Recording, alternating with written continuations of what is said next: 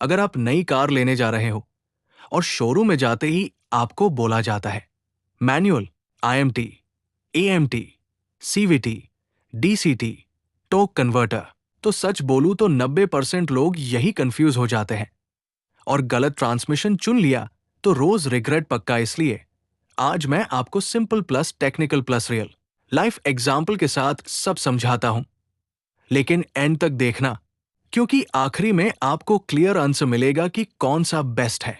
सबसे पहले आता है आईएमटी, इंटेलिजेंट मैनुअल ट्रांसमिशन। ये बेसिकली मैनुअल गियर बॉक्स ही है, लेकिन इसमें क्लच पेडल नहीं होता।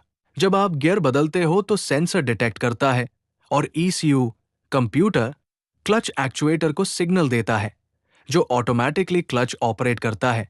मतलब काम वही मैनुअल वाला, बस क्लच सिस्टम ऑटोमेटेड है।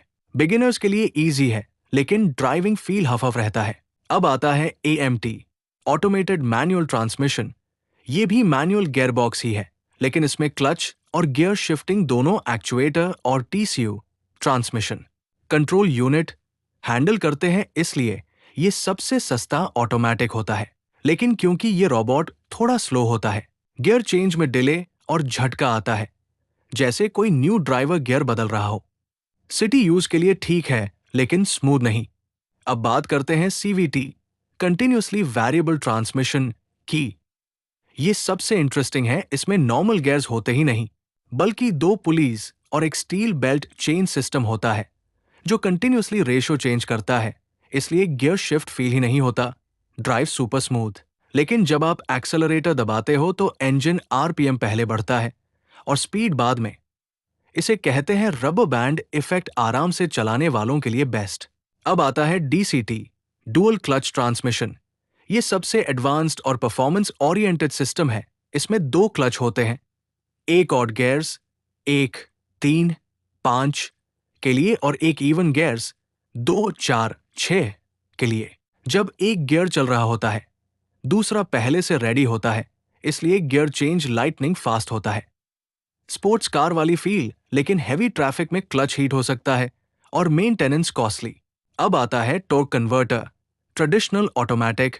ये पुराना लेकिन बहुत रिलायबल सिस्टम है। इसमें क्लच नहीं होता, बल्कि hydraulic fluid coupling, pump, turbine, stator उसे होता है। इंजन फ्लूइड को घुमाता है और वही पावर गियरबॉक्स तक पहुंचाता है।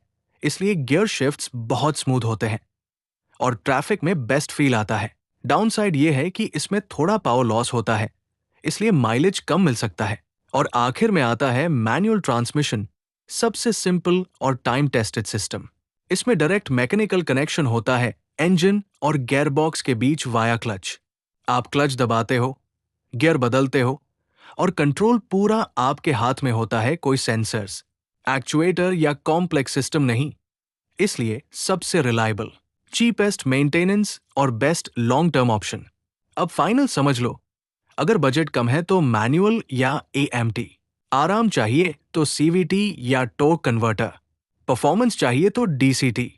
लेकिन अगर आपको फुल कंट्रोल, रिलायबिलिटी और long term tension free ownership चाहिए तो आज भी मैनुअल ही असली किंग है। अब ऑनेस्टली बताओ, आप कौन सा ट्रांसमिशन लेने वाले हो? अगर वीडियो से आपका कंफ्यूजन क्लियर हुआ हो तो वीडियो को लाइक जरूर करें। ऐसे ही आसान और ऑनेस्ट कार नॉलेज के लिए चैनल को सब्सक्राइब करना मत भूलना।